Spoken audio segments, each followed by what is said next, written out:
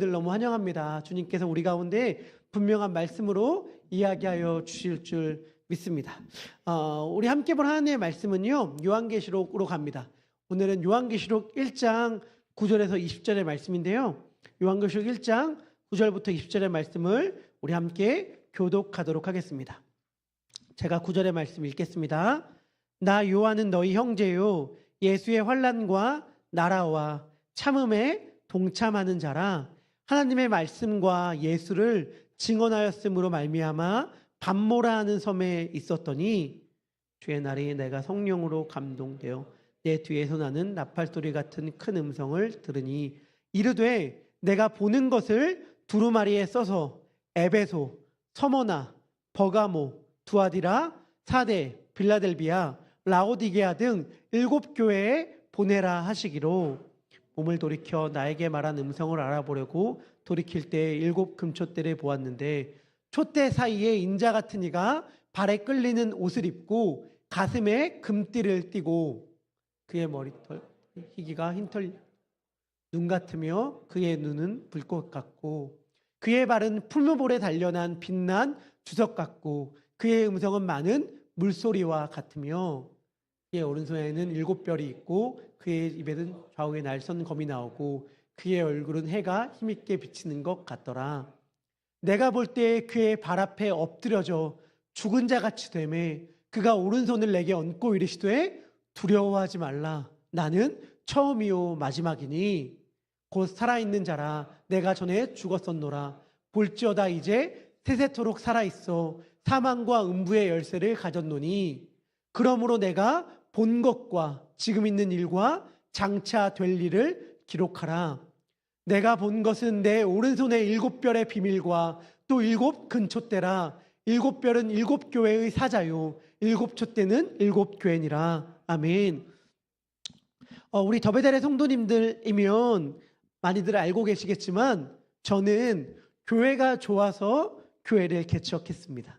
아니, 교회가 좋아서 교회를 개척한 거 너무 당연한 것 아니야? 라고 생각할지 모르겠지만 아니요. 현실 가운데서는 그 반대의 일들이 더 많이 펼쳐집니다. 제 주변에도 교회를 개척하는 분들이 많이 있는데요. 이렇게 말하는 건 죄송스럽지만 교회가 싫어서 교회를 개척한 분들 많이 있어요. 무슨 말이냐면 이 교회가 너무 못마땅스러워. 교회 너무 별로야. 교회가 참 마음에 안 드는 점이 너무 많아. 라고 해서 좀 좋은 교회, 제대로 된 교회, 내가 좋아할 만한 교회를 만들어 보자 라고 해서 교회를 개척하신 분들이 많이 있거든요. 근데 저는 반대로 교회가 너무 좋아서 교회를 개척했습니다. 그래서 제가 만나는 많은 사람들에게 제가 힘줘서 이렇게 얘기를 해요. 저는 태어날 때부터 모태신앙으로 태어나서 교회 안에서 쭉 자라났지만 한 번도 교회에 상처 입은 적이 없습니다 라는 말을 종종 하곤 합니다. 그렇지만 성도님들 아시겠죠? 제가 교회에 상처 입은 적 한 번도 없습니다 라는 말을 일부러 힘줘서 하는 이유가 뭘까요? 교회에 상처 입은 분들이 많기 때문이겠죠. 그러니까 저는 교회가 너무 좋아서 교회를 개척했습니다 라는 말을 일부러 하는 이유는 교회가 힘든 분들, 교회가 싫은 분들이 사실은 많기 때문이에요. 우리가 많이 들어왔던 말들, 교회는 환자들이 모이는 병원과도 같아요. 교회는 죄인들이 모이는 교도소와도 같습니다 라는 말을 우리가 굳이 하는 이유는 뭐냐면 교회에서 그만큼 어려운 일을 많이 겪기 때문이죠. 지금은 교회를 개척한 제가 정말 좋아하는 형 목사님이신데 그분이 저에게 지난날 한마디를 툭 던졌는데 제가 그 말이 마음에 오랫도록 무겁게 남았습니다. 뭐라고 말씀하였는가? 이렇게 얘기했어요. 문구야, 나는 교회에 지쳤어. 이렇게 말을 했는데 그 말이 그냥 가슴에 쑥 들어왔어요. 사실은 무슨 말인지 너무 잘 알겠어서, 교회에 지쳤다라는 말이 무슨 말인지 너무 잘 알겠어서 마음에 쑥 그 말이 들어왔습니다. 여기 계신 분들 가운데서도 비슷한 생각들, 경험들이 있으신 분들이 아마 있을 거예요. 아마 여러분들은 잘 모르겠지만 근래에 참 교계에 이슈가 하나 있었습니다. 집단 생활을 하는 기독교 공동체 가운데에 지도자와 구성원들 간의 갈등이 표면화되면서 참 오랫동안 묵혀왔던 분들이 문제들이 터지면서 이 공동체가 이런 문제가 있었어?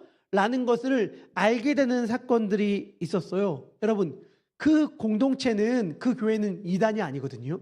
많은 사람들이 존경하고 귀감이 되고 본받고 싶어하는 교회였고 공동체였단 말이죠.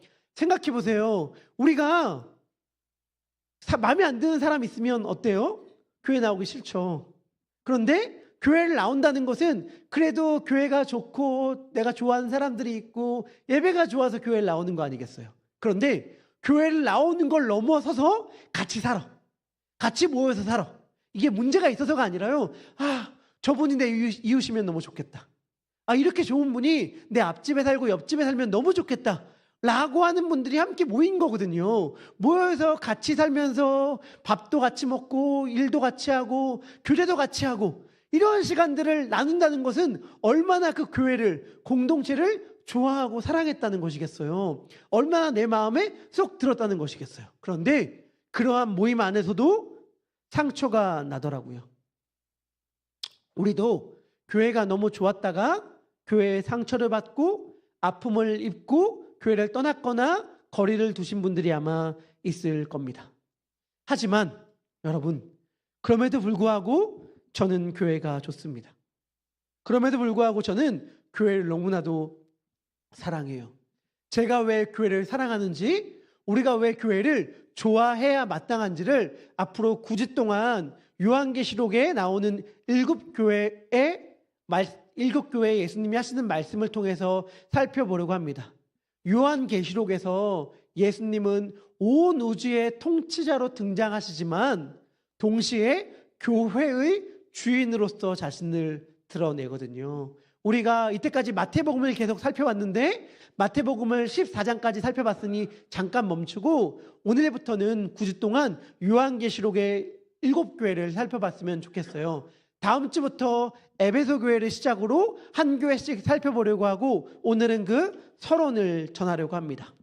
다음 주부터 한 교회씩 설교를 하려고 하는데 먼저 여러분들에게 말씀을 드린다면 제가 다음 주부터는 누군가의 설교를 좀 따라서 모방하려고 합니다. 소위 표절이라는 것을 하려고 해요. 그런데 누구의 설교를 표절하는가? 라고 한다면 예수님의 설교입니다. 무슨 말이냐? 요한계시록에는 7교회가 등장하거든요. 교회가 7교회가 등장하는데 예수님이 그 7교회에게 편지를 각각 써요. 그래서 많은 학자들이 옛날부터 이거는 7교회에 보내는 편지다 라고 이해하고 들어왔어요. 하지만 편지라고 볼 땐 좀 이상한 거예요. 왜냐하면 오늘날도 여러분들 회사를 다니면서 일을 할 때 업무용 이메일을 쓰는 방식이 따로 있잖아요. 그러니까 내가 인사말을 이렇게 하고 중간에 내용을 적고 그 다음에 서명을 하고 뭔가 업무용 메일은 좀 격식을 갖추잖아요. 예수님 당시에 편지를 쓸 때에는 편지를 쓰는 분명한 방법이 있었어요. 맨 처음엔 뭐를 먼저 쓰고 그 다음엔 뭘 쓰고 마지막 인사는 이렇게 하고 분명한 양식이 있었는데 예수님이 7교회에게 쓰는 편지는 전혀 그 양식을 따르지 않아요. 대신에 독특한 방식으로 자신의 메시지를 시작하는데 이렇게 시작합니다. 그가 이같이 말씀하신다. 이렇게 시작해요. 근데 이 말은 구약에 수도 없이 반복되어 나온 말입니다. 구약의 선지서를 보면 구약의 선지자들이 이 말을 끊임없이 반복했거든요. 구약에 이 표현이 250번이 넘게 나와요. 그럼 구약에 나왔던 이 표현이 뭔데? 라고 말한다면 이 말입니다. 여호와께서 말씀하여 이르시되. 이 말 구약에 정말 많이 나오거든요. 특별히 선지자들이 설교할 때 정말 많이 나와요. 근데 이 말을 예수님이 그대로 가져다 쓰시거든요.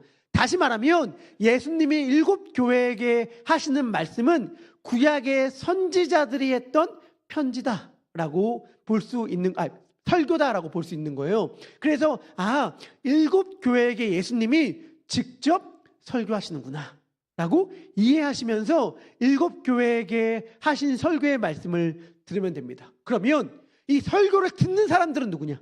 설교를 듣는 사람들. 전통적으로 설교를 듣는 사람들을 어떻게 이해해 왔냐면 로마 시대 가운데에서 엄청난 박해와 핍박을 받았던 신실한 그리스도인들에게 예수님이 하신 설교라고 이해해 왔어요. 하지만 오늘날 학자들은 조금 다르게 이 설교를 이해하더라고요. 왜냐하면 이 설교의 내용을 들어보니까 이 설교를 듣는 사람들이 그렇게까지 고생하고 있는 것 같지가 않아. 나름 잘 먹고 잘 살고 있는 것 같아. 나름 평안한 삶들을 누리고 있는 것 같아 보이는 교회들도 있어요. 그래서 오늘날 학자들은 어떻게 이해를 하냐면 이렇게 이해를 합니다. 자기 만족에 빠져 있고 영적인 활기를 잃어버린 교회들에게 예수님이 설교하는 거다라고 이해해요. 그렇다면 이것은 더더군다나 우리의 이야기죠. 우리가 정확히 이러잖아요. 제가 우리의 모습을 어떻게 이해할 수 있을까라고 할 때 이런 생각이 들었어요. 우린 누구냐? 정말 솔직하게 우리들의 모습을 이야기한다면 이거죠. 우리는 교회에 나와 주느라 힘든 자들이잖아요. 교회에 나와 주느라 힘들고 예배를 드려주느라 힘들고 예수를 믿어주느라 힘든 자들이 우리죠. 우리가 정말 얼마나 예수님을 모르고 얼마나 교회를 모르는지 우리는 그냥 교회를 나와주는 게 힘들어.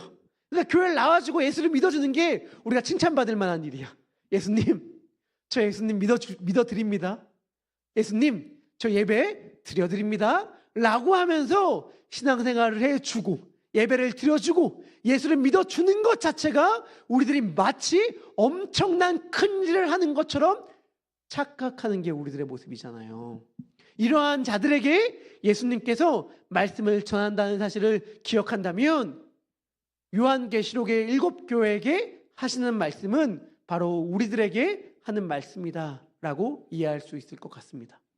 그러면 이 편지를 지금 받아서 쓰고 있는 사람은 누구냐? 예수님의 제자였던 사도 요한이고 요한은 지금 반모라는 섬에 있습니다. 반모라는 섬은 에게해라는 바다에 있던 작은 섬인데요. 그 크기가 어느 정도 되냐면 LA 다운타운보다도 작아요. 그러니까 LA 다운타운보다도 작은 섬에 요한이 쫓겨나 있었어요. 왜냐하면 당시에 요한이 로마 제국에게 위협이 된다고 생각했기 때문에 황제가 그를 귀양 보낸 것입니다. 하지만 요한은 감옥에 갇혀 있거나 발에 쇠사들이 묶여 있거나 하는 상황은 아니었고요. 단지 기존 사회와 격리시킴으로 영향력을 차단한 상황이라고 이해하면 될 것 같아요. 왜 그랬냐? 당시에 황제가 누구였냐면 도미티아누스라는 황제였는데 이 황제는 자신이 온 세상의 주인이자 신이라고 주장했거든요. 그리고 자기의 백성들로 하여금 나를 신이자 주인으로 섬겨라 라고 이야기했는데 그리스도인들은 그것에 따르지 않았단 말이죠. 그러니까 로마의 황제가 그리스도인들을 박해했습니다. 더 나아가서 그리스도인들의 지도자들이 그리스도인들에게 영향을 끼치는 것을 막게 하기 위하여 대표격 되는 지도자를 멀리 쫓아낸 거예요. 당시에 예수님을 신실하게 따랐던 제자들인 야고보, 베드로 이런 사람들은 다 순교를 당한 이유였고 사도 요한만이 홀로 남아 있었습니다. 예수님의 제자인 사도 요한이 90세가 넘은 나이가 되어서 섬에 쫓겨나 있는데 그때에 갑자기 예수님이 등장해서 요한에게 이야기하는 거예요. 요한이 그 사실을 사람들에게 이제 알려주기 시작하는 것입니다. 내가 겪은 일, 내가 본 일이 뭔지를 이야기해 주는데 그때 요한이 자기소개를 이렇게 합니다. 이때 요한 모르시는 분들이 있을 수 있는데 그럼 요한은 누군데? 라고 할 때 요한이 사람들에게 자기소개를 이렇게 합니다. 요한계시록 1장 9절의 말씀인데요. 우리 함께 읽도록 하겠습니다. 시작. 나 요한은 너희 형제요 예수의 환난과 나라와 참음에 동참하는 자라. 하나님의 말씀과 예수를 증언하였음으로 말미암아 반모라 하는 섬에 있었더니 아멘. 요한은 자기 이렇게 설명합니다. 나는 너희 형제야. 그리고 나는 예수님의 환난, 예수님의 나라, 예수님의 참음에 함께하는 자야 라고 이야기해요. 여러분 이해하기가 어렵지 않아요. 왜냐? 예수를 믿는다는 이유로 섬에 쫓겨나 있어요. 그러면 예수님이 겪었던 환난과 고난에 오래 참음에 내가 함께하고 있어. 예수님과 함께 고난받고 있어 라고 말하는 걸 이해하는 건 어렵지 않아요. 근데 요한이 뭐라고 또 자기를 설명하냐면 나는 예수님의 나라를 경험하고 있어 라고 이야기해요. 여러분 신기하죠? 예수님을 믿는다는 이유로 지금 섬에 쫓겨나 있어요. 그러면 나 너무 힘들다, 나 너무 고생하고 있어, 예수님 때문에 나 너무 힘들어 라고 말하는 건 이해가 돼. 근데 뭐라고 이야기를 하냐면 나 예수님이 말한 그 나라를 지금 살아가고 있어 라고 이야기하고 있는 거예요. 예수님이 말한 하나님의 나라가 지금 내가 경험하고 있는 나라야 라고 말하고 있는데, 그 나라가 무엇인가? 그 나라가 교회예요. 프랑스의 역사학자였던 루아지라는 사람이 한 말입니다. 제가 불어도 이렇게 써놨는데 이렇게 얘기를 해요. 예수가 선포한 것은 하나님의 나라였지만 실제로 온 것은 교회였다. 이 말은 약간 교회를 비판하기 위해, 기독교를 비판하기 위해 한 말이에요. 예수님은 하나님의 나라를 이야기했는데 결국 온 것은, 이루어진 것은 교회 아닙니까? 라고 비판한 것이었지만 여러분, 이건 완전한 착각이죠. 왜 착각이에요? 교회가 하나님의 나라예요. 교회가 이 땅 가운데 임한 하나님의 나라이고, 요한은 지금 그 이야기를 하고 있는 것입니다. 요한은 주님의 날에 성령님의 감동에서 나팔 소리 같은 큰 음성을 듣습니다. 주님의 날이 무슨 날인데요? 라고 묻는다면 안식일인 토요일 다음 날인 예수님이 부활한 것을 기념하는 날이에요. 그런데 이전까지는 그 날을 안식일 다음 날 이렇게 불렀어요. 그런데 요한이 뭐라고 말하냐면 주의 날, 주일이다 이렇게 불러요. 로데이, 주일의 날. 이건 되게 혁명적인 말이에요. 왜냐하면 당시의 주라는 표현은 로마 황제에게만 쓰였거든요. 그래서 로마 황제가 태어난 날은 주님의 생일, 로마 황제가 기념한 날은 주님의 기념일, 로마 황제가 사는 집은 주의 집, 이렇게 불렀는데 요한이 뭐라고 이야기하는 거냐면 예수님의 날이 주님의 날이야. 로마 황제의 날이 주님의 날이 아니라 예수님의 날이 주의 날이야 라고 이야기하므로 누가 진짜로 이 세상의 주인인지를 이야기하고 있는 것입니다. 주의 날에 성령이 감동한 요한이 큰 음성이 나는 것을 뒤로 듣고 돌아봤습니다. 그러니까 뭘 보게 되었는데, 뭘 봤냐면 7 금촛대가 있는 것을 보게 되었습니다. 몸을 돌이켜 나에게 말한 음성을 알아보려고 돌이킬 때에 7 금촛대를 보았는데 라고 요한은 이야기합니다. 7 금촛대와 그 촛대 사이에 계신 예수님을 보았는데, 나중에 계시록을 보면 이 촛대를 교회라고 이야기하거든요. 그래서 교회 가운데 계신 예수님을 본 것이죠. 그리고 13절부터 16절까지 예수님의 외형을 자세하게 설명합니다. 그런데 이건 예수님의 단순한 외모 설명이 아니에요. 예수님의 외모 설명이라면 예수님의 이미지가 이렇게 됩니다. 한번 제가 그려달라고 부탁했거든요. 챗GPT에게. 멋있죠? 이거는 챗GPT가 그린 예수님의 모습입니다. 머리털은 하얗고 눈은 불꽃처럼 빛나고 얼굴은 해처럼 빛나고 흰 끌리는 옷을 입고 허리에 금띠를 차고, 그리고 발은 놋 같다, 주석 같았다, 단련한, 이렇게 하면서 챗GPT가 그렸어요. 그런데 제미나이는 어떻게 그렸는가? 제미나이는 입에 칼이 나왔다고 얘기하기 때문에 그 칼을 더 길게 빼서 그렸고, 금촛대 사이에 거느리고 있는 예수님을 또 저렇게 멋있게 그렸고요. 또 오른손인데 오른손에는 7개의 별을 쥐고 있는 예수님을 그렸습니다. 그런데 클로드는 어떻게 그렸냐? 잘 안 보일 텐데 잘 안 보여서 너무 감사합니다. 너무 제가 볼 때는 이걸 뭐 예수님 놀리려고 그렸나? 이렇게 그린 거 놀리려고 그래. 근데 이해가 돼. 왜? 얼굴이 해 같다고 말하니까 동그란 해를 집어넣은 거예요. 그리고 눈은 불꽃같이 빛났다고 말하니까 빨갛게 그려놨고, 머리는 흰 머리라고 해서 흰 머리 이렇게 그려놨고요. 손에는 금촛대를 쥐고 있고, 흰 옷인데 왜 저렇게 파란색 옷을 했는지 모르겠어요. 하여튼 흰 옷에 가슴에는 금으로 된 띠를 둘렸고, 발은 쥐석 같다 이렇게 되어 있습니다. 근데 이 말을 그대로 그리면 사실 좀 우스꽝스러운 그림이 될 수밖에 없어요. 입에는 칼이 있기 때문에 또 더군다나. 그런데 이거는 예수님의 어떠함을 표현하는 것이겠죠. 예수님이 입은 옷, 금띠는 대제사장이 입었던 옷이거든요. 그러니까 예수님이 제사장이다 라고 하는 것을 보여주는 거예요. 제사장의 역할은 뭐냐면 신과 인간 사이를 다리 놓는 역할이거든요. 그러니까 예수님이 하나님과 우리 사이를 연결하는 분이다 라고 하는 의미로 제사장이 입었던 옷을 예수님이 입은 것처럼 묘사합니다. 예수님의 눈은 불꽃 같은 눈이라고 얘기해요. 예수님이 나중에 7 교회를 보면서 얘기하거든요. 야, 난 어떻게 살았는지 다 알아. 너 지난날에 무슨 생각했는지 다 알아. 너 지난밤에 어젯밤에 무슨 생각했고 남편에게 아내에게 어떻게 행했는지 나 다 알고 있다 라고 예수님이 말씀하여 주시는데 그 근거가 뭐예요? 불꽃 같은 눈으로 다 보고 있다는 거예요. 그리고 예수님의 입은 좌우의 날선 검과 같습니다.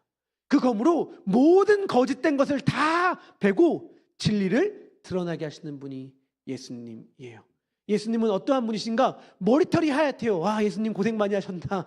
예수님 머리가 다 희셨나가 아니라 머리가 하얗다는 것은 다니엘서 7장을 보면 나중에 이 세상을 구원할 다스릴 메시아의 모습이거든요. 메시아가 머리가 희다라고 묘사되어 있었기 때문에 사도 요한은 얘기하는 거예요. 다니엘이 예언했던 메시아가 구원자가 바로 예수님이야 라고 하면서 그 예수님의 모습을 보여주고 있는 것이죠.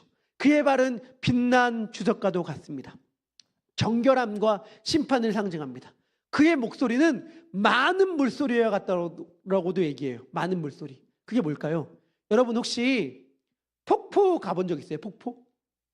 폭포 가면 어마어마한 소리로 폭포수가 떨어지잖아요. 그래서 한국을 보면 뭐 국악하는 분들, 판소리하는 분들이 소위 득음이라고 하죠. 저기 여기 갑자기 성악 교수님이 계셔가지고 제가 민망한데 우리 성악은 그런 건 안 하시겠죠? 폭포 가운데 막 노래를 불러가지고 막 뚫고 간다 이런 건 안 할 것 같긴 한데 그런 식의 이야기들 우리 종종 하잖아요.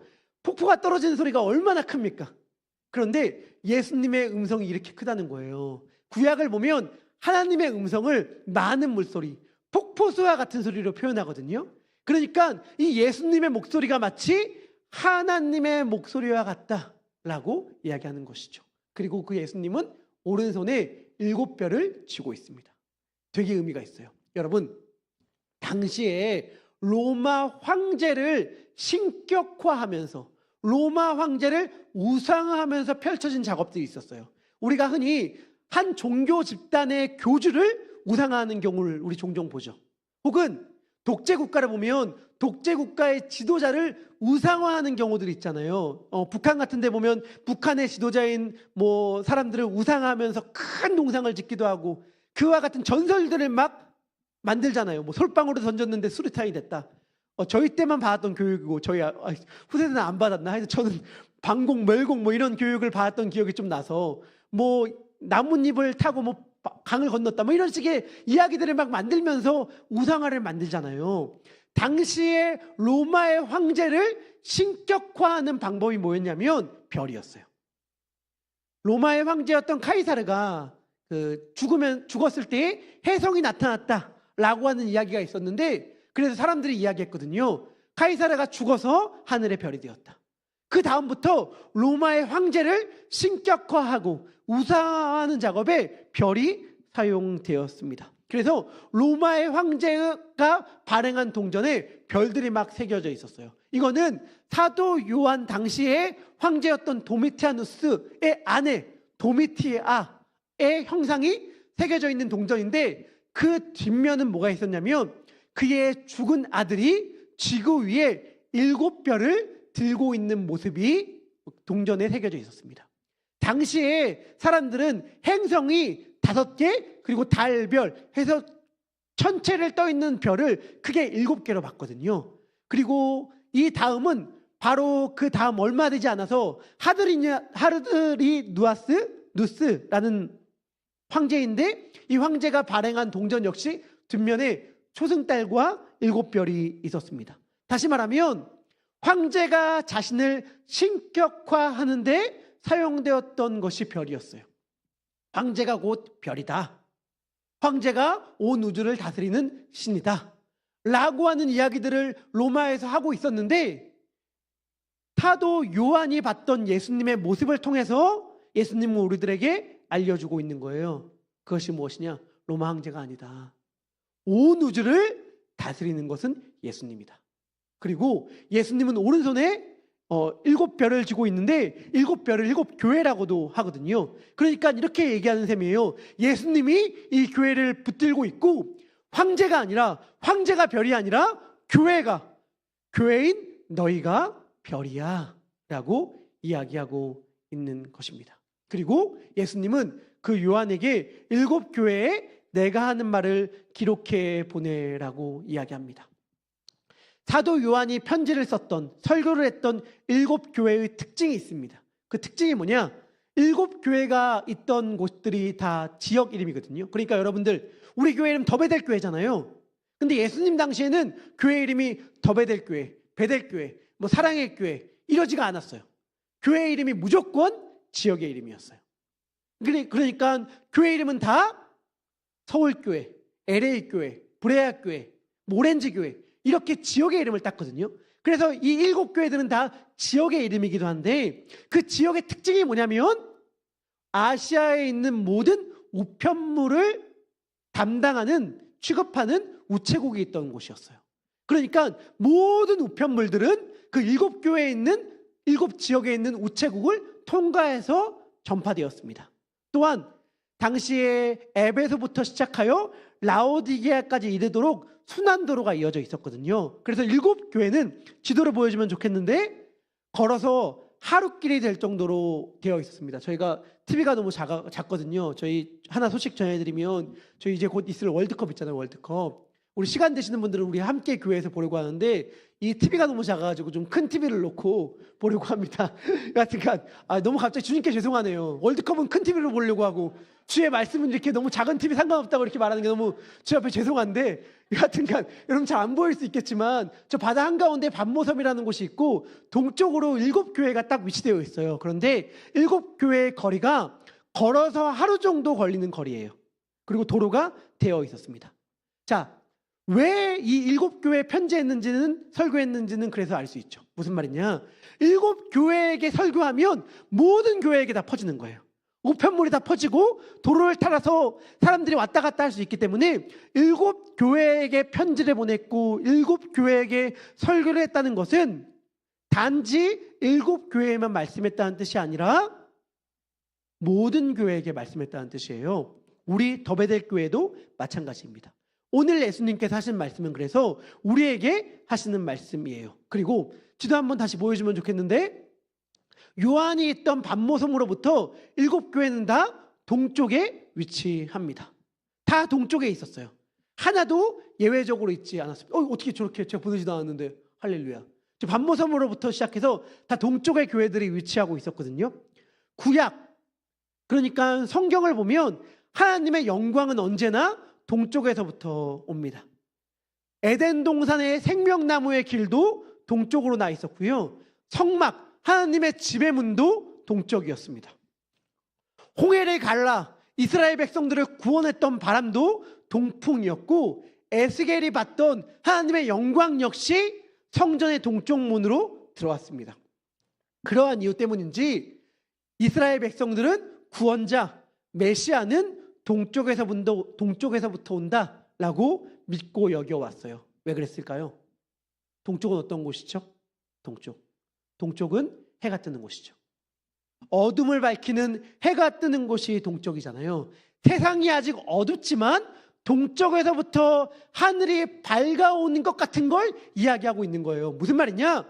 아직 로마가 통치하는 이 세상이, 하나님을 적대시하는 이 세상이 어두워 보일지 모르겠지만 교회들이 다 동쪽에서 있잖아요. 다시 말하면 이 교회에서부터 빛이 임함으로 이 세상을 밝게 할 것이다 라고 예수님이 말씀하여 주는 거예요. 이것이 우리의 사명이에요. 어두워진 이 세상을 밝히라는 사명을 동쪽에서부터 해가 떠오르는 것처럼 교회인 너희가 감당해야 된다라고 예수님은 말씀하여 주는 것이죠.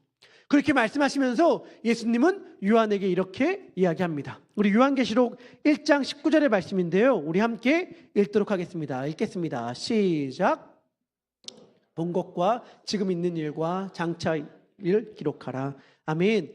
여러분들 요한계시록을 처음부터 끝까지 인내심을 가지고 통독하셨거나 아니면 진지하게 공부하시면서 연구하신 분들은 요한계시록을 보면서 당혹감을 금치 못합니다. 무슨 말인지 이해도 되지 않고 잘 이미지가 그려지지도 않거든요. 요즘 제가 옛날 사람 같은 느낌이 계속 들긴 하는데 요즘 청년들은 잘 모를 거야. 그런데 저의 세대는 뭐가 있었냐면 Y2K 2000년이 있었던 세대거든요. 그러니까 1999년에서 2000년으로 넘어갔던 시대에 살았어요. 무슨 말이냐?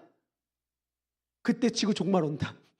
지구 멸망 온다. 뭐 이런 얘기들이 워낙 많이 있어서 저 어렸을 때 유행했던 게 뭐냐면 노스트라다무스의 지구 종말 대예언. 뭐 이런 식의 영상 다큐물들, 책들이 굉장히 많이 유행했거든요.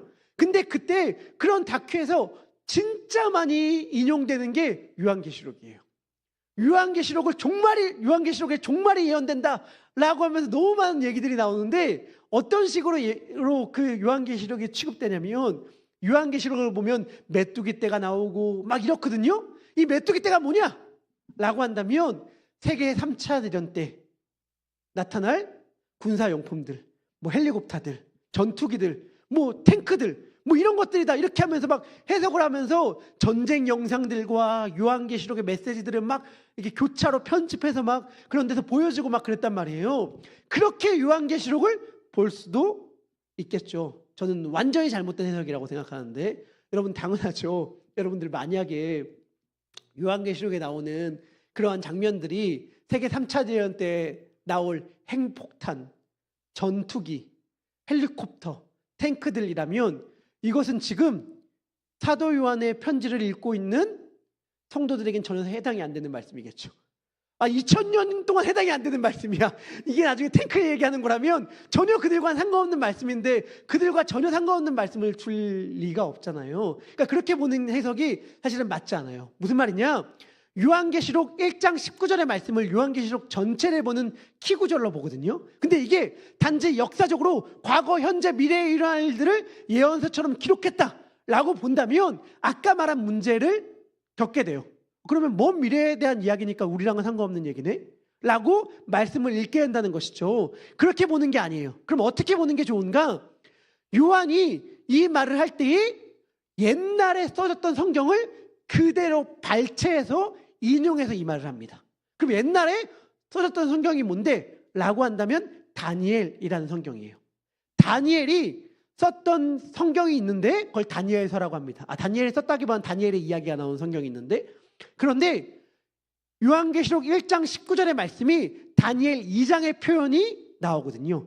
2장에서 그 표현이 반복되어서 계속 쓰여요. 그러니까 사도 요한은 지금 뭐라고 이야기하고 있는 거냐면 이거예요. 지금 내가 너희들에게 할 이야기들은 오래전에 다니엘이 예언했던 그 예언이 성취되었다고 내가 지금 이야기하고 있는 거야. 다니엘이 오래전에 예언했던 그 예언의 내용이 예수님이 이 땅 가운데 오심으로 말미암아 예수님으로 인하여 성취되었어. 나는 지금 그 이야기를 하려고 해. 라고 요한이 말하는 것이죠. 그러면 다니엘이 예언했던 내용이 뭔데요? 그게 다니엘 2장이거든요. 다니엘이 예언했던 내용의 내용은 이것입니다. 예언했던 내용은 이것입니다. 느부갓네살 왕이 있었어요. 바벨론이란 나라의 왕이었는데 그 나라의 왕이 꿈을 꿉니다. 꿈 가운데 거대한 신상을 봐요. 거대한 신상을 보면서 이 신상이 어떻게 구성되어 있는지, 이 신상이 어떻게 되는지를 꿈으로 꾸고 다니엘이 그 꿈의 내용을 해석해 주는 장면이 다니엘 2장의 내용이거든요.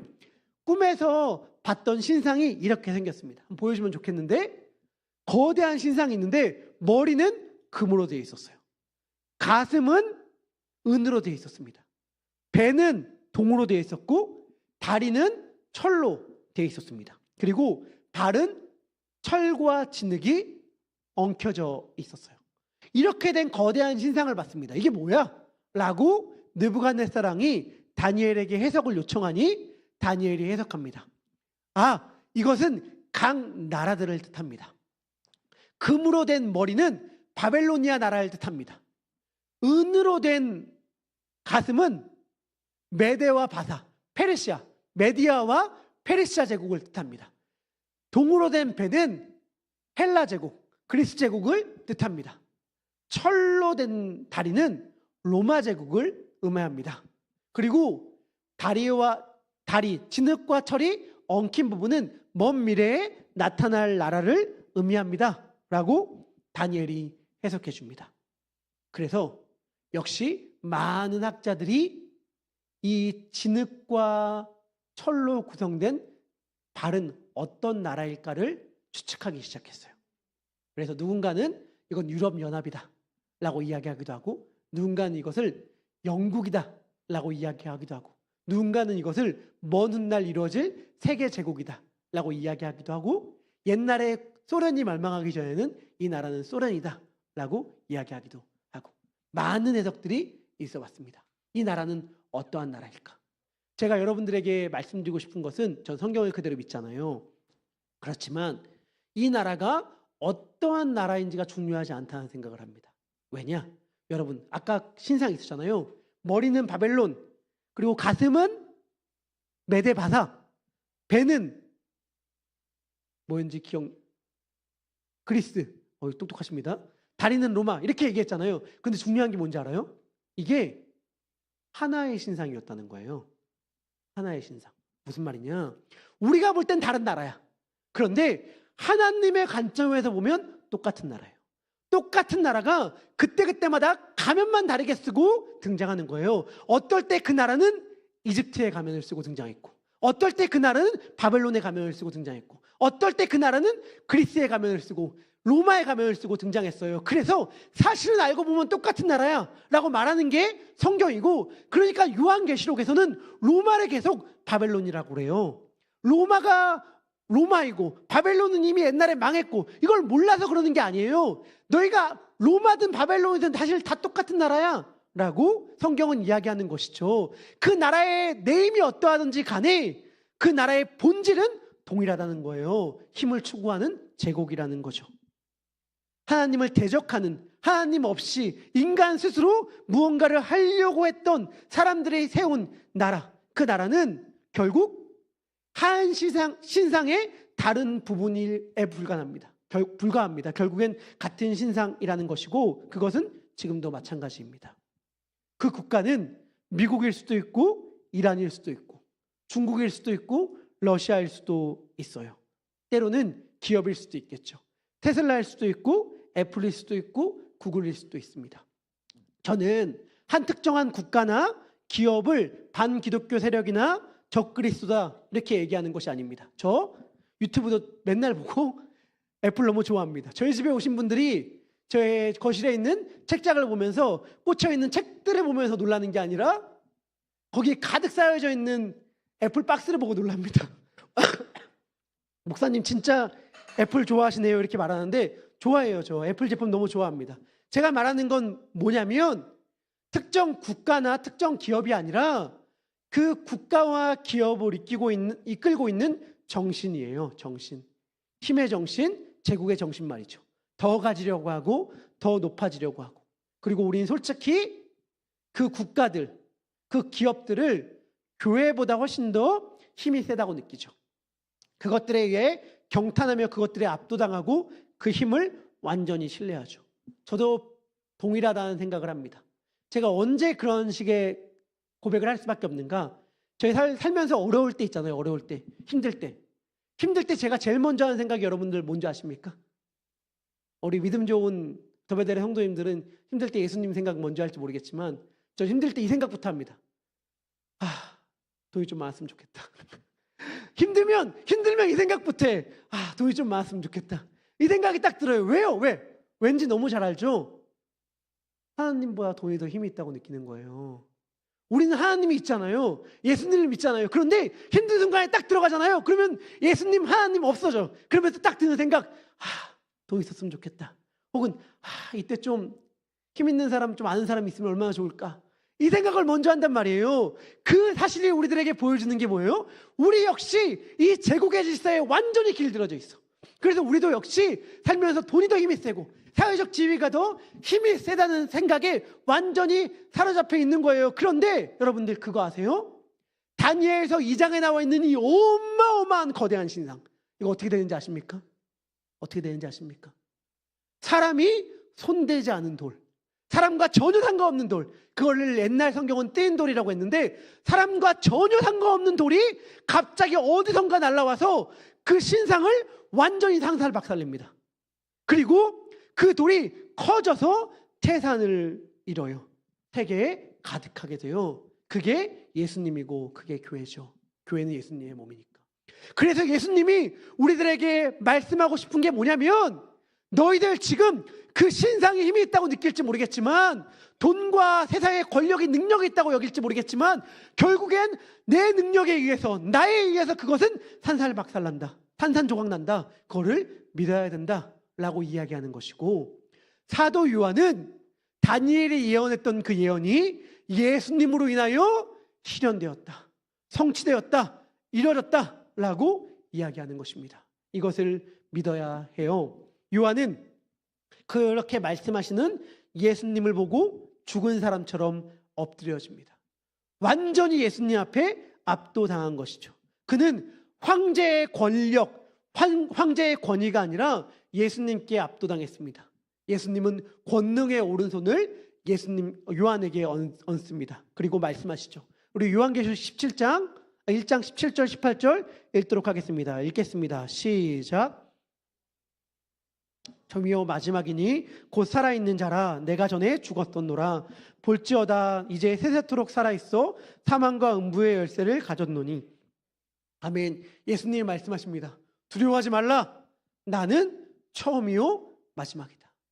내가 시작하는 사람이고 내가 끝내는 사람이다. 여러분들에게 말씀하시는 분이 예수님입니다. 여러분들 혹시 두려운 상황 가운데에 계시는 분 있으십니까? 혹시 겁나는 상황 가운데 계시는 분 있으세요? 예수님이 말씀하세요. 내가 처음이고 내가 마지막이다. 무슨 말이에요? 우리가 겪는 그 어려운 일, 예수님이 허락하지 않으셨으면 시작하지 않았어요. 예수님이 처음이시거든요. 그런데 여러분, 끝날 것 같죠? 끝장날 것 같죠? 아니요. 예수님이 마지막이세요.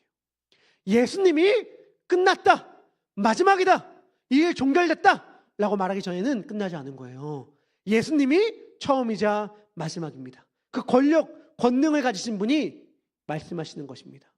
예수님이 나는 처음이자 마지막이다 라고 말할 그때의 그 표현은 구약 이사야서에서 하나님이 자기 자신을 소개할 때 사용했던 이름이에요. 하나님이 자기 자신을 뭐라고 설명했냐면 이렇게 설명하십니다. 나는 처음이요 마지막이니 나 외에 다른 신이 없다. 하나님의 자기소개를 예수님이 그대로 가져와서 사용하세요. 무슨 말씀이죠? 내가 하나님이다 라는 것이죠. 근데 언제 이사야서에서 하나님이 그 말씀하셨는가? 이방에 있는 너가 무서워하는 신들, 너가 두려워하는 것들, 물질, 돈, 권력, 관계, 건강, 그 모든 것들은 다 헛된 신이야. 내가 진짜야 라고 할 때에 하나님이 말씀하신 것이거든요. 예수님이 같은 맥락에서 그 말씀을 하시는 거예요. 황제를 두려워하지 말아라. 그 신상을 두려워하지 말아라. 처음이요 마지막인 나를 봐라 라고 하면서 예수님은 자기 손에 쥐고 있는 열쇠를 보여주십니다. 예수님은 그 손에 사망과 지옥의 열쇠를 가지고 계십니다. 어떻게 예수님이 사망과 지옥의 열쇠를 가지고 계십니까? 예수님은 말씀하세요. 내가 죽었었노라. 그러나 이제는 살아있다.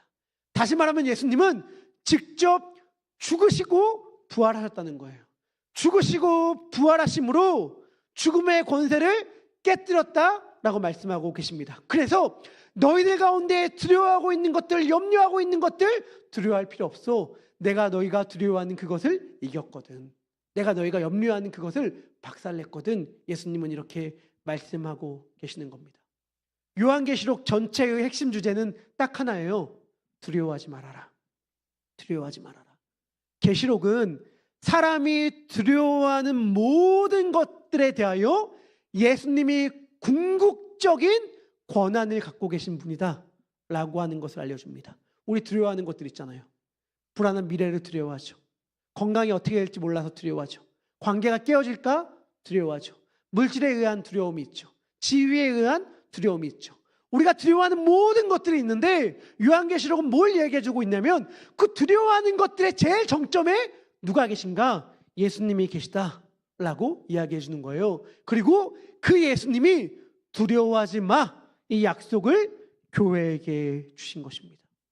그 약속을 교회에게, 교회인 우리에게 주셨어요. 그러니까 저는 교회가 좋습니다. 교회가 좋은 이유는 교회가 잘나서가 아니에요. 교회가 흠이 없어서가 아닙니다. 교회는 여전히 부족하고 연약하고 흠이 없습니다. 흠이 많습니다. 누구처럼? 우리처럼. 우리가 교회니까. 그렇지만 교회가 능력이 있다, 교회를 여전히 사랑하고 좋아한다 라고 말할 수 있는 이유는 뭐예요?